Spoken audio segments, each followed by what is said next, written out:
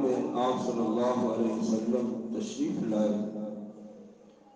اس ماحول کے اندر فتنہ فساد، جنگ و جدل اور معاشرت کی خرابی، خاندانی خرابیاں اور ہر طرح کا نظام فساد پر مبنی تھا،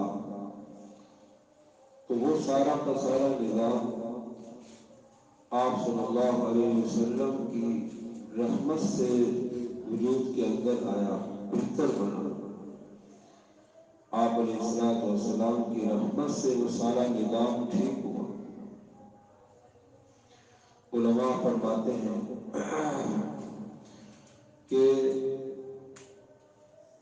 جانوروں کے اوپر آپ علیہ السلام کی کیسے رحمت ہے۔